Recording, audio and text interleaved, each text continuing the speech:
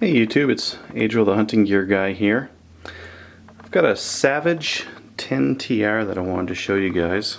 It's a little bit big and I wanted to use my better lens, so I figured I'd do a couple of real quick off tripod shots before I kind of set it up and go through the review.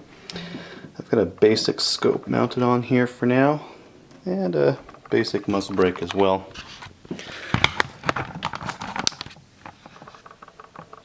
I'm going to turn off that autofocus so it doesn't click through the review here.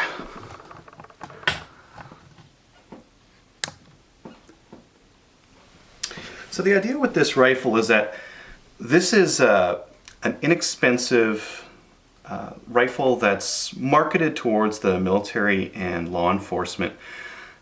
This I didn't purchase. This is actually one of my law enforcement buddies' rifles that he purchased, and I'm just doing the review of it.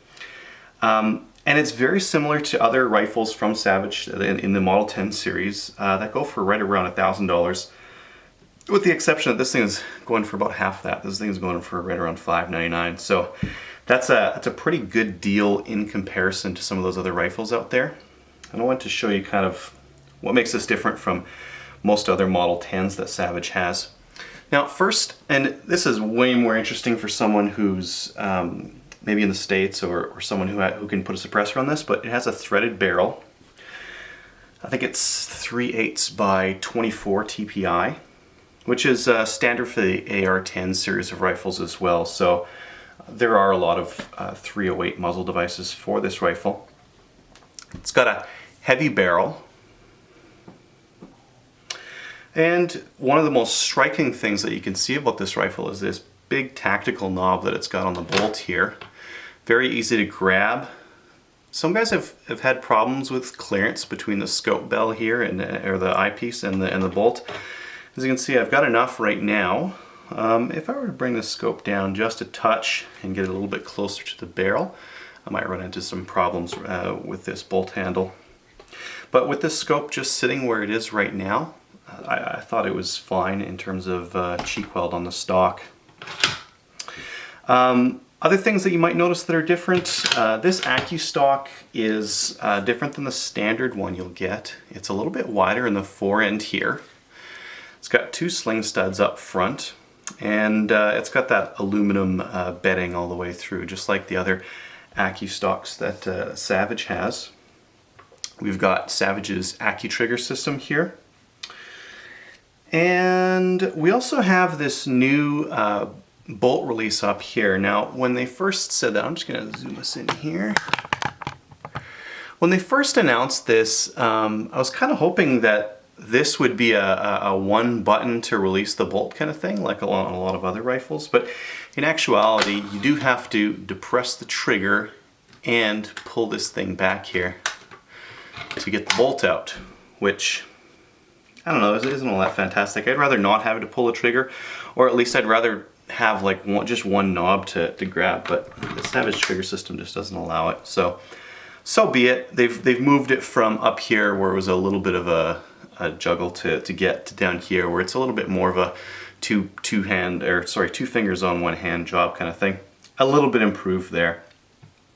A lot of guys had reported problems with this bolt handle being too large or being too ridiculous, and if you try packing this thing in a small case, that's going to be a big problem for you. I'm just going to grab the camera here.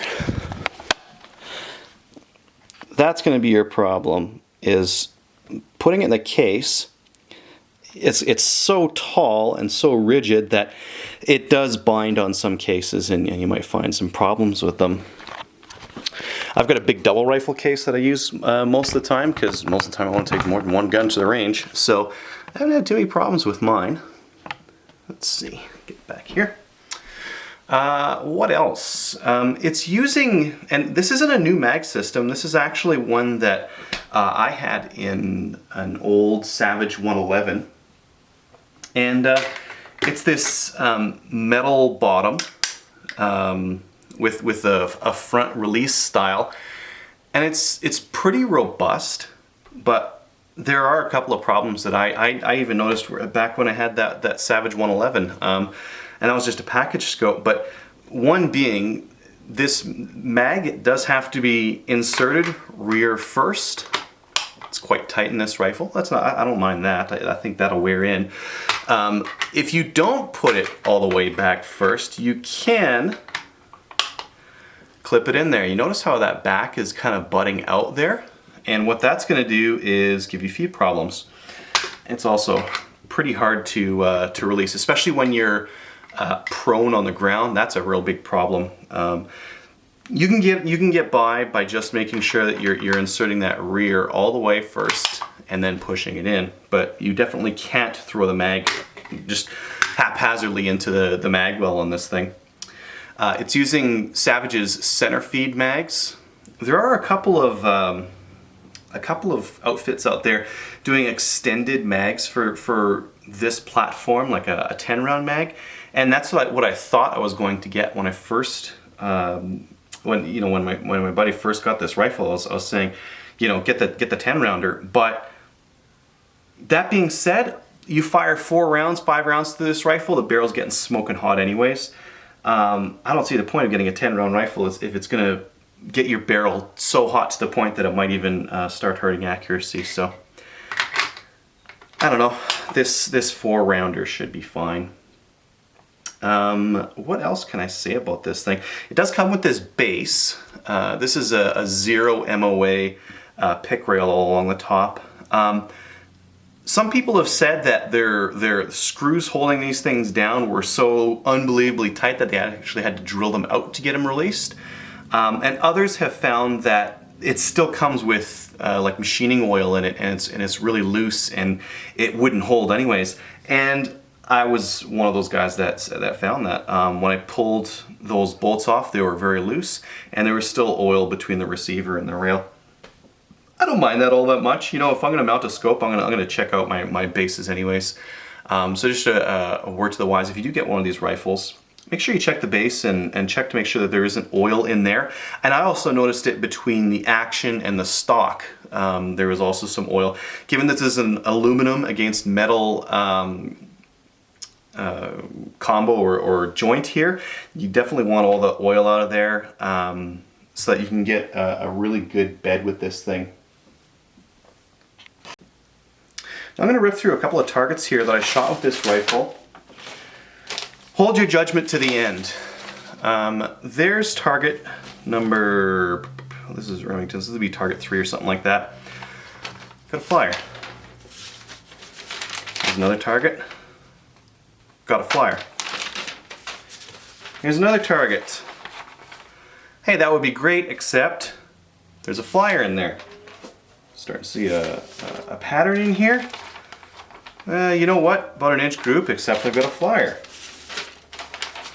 Right there again. And again. So this is a pattern that I've seen with this rifle, is that that first shot, and it's not necessarily a cold bore shot, it can be like another 3 after a string while the barrel's still pretty warm, and I'll get that flyer. Here's a group that I fired after, like immediately after firing a group. Now that's more like it. Now we're talking about 3/4 of an MOA. That's not bad at 100. And I didn't notice that when I first took this thing out. When I first took it out, that's all factory ammo. That's Fusion and some Remington cheap stuff, all 150 grain stuff. I thought, hey, you know what? I'll do better with my hand loads. And I did, but guess what? There's that flyer. And I could see it through the scope here because I had a nice black background. I fired a 3-round group, and I saw, man, I've got 2 in the middle and they look great, except I've got this one way out to the edge here. And I decided to fire 2 more, and that's when I got this. There's 4-round group, right around a half to a 0.6 inches at 100 yards. That's good, except for this first round flyer. So I'm not quite sure what to make of this. I think it might be the stock to rifle fit, and it's just allowing too much movement. Maybe I got to clear the oil out. I wouldn't mind trying out a different stock in this thing though, because it's doing that. Here's 2 cold bore shots. I'm calling these cold bore shots. I don't think it has anything to do with it being a cold bore or not, but okay, let's see. This has a 4-round group, which is in actuality 2 2-round groups. Check this out.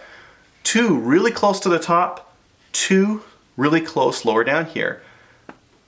Kind of makes you wonder, right? There's something going on with this thing. So, you know, I'm going to clean the barrel. I'm going to crack the stock open again off the action. Take a look, because other than those flyers, man, this thing's looking like a .6 to a .7 MOA rifle, which I am super happy about. I'm likely going to use it in hunting season because I've got a spot where I can shoot at deer from a long ways away, and I know my range is out there, so it's not going to be any problem bringing them in. I've also reloaded some ammo with I believe it's 175 grain Berger Hunters hunting rounds. So that's gonna carry a lot of energy, and that's gonna whack them way out far. So I'm kind of interested to use this thing as a kind of like a long distance rifle. So I'll report back once I've got these. I think they're stock issue. Once I've got these stock issues figured out, and we'll see what I can get the accuracy out to.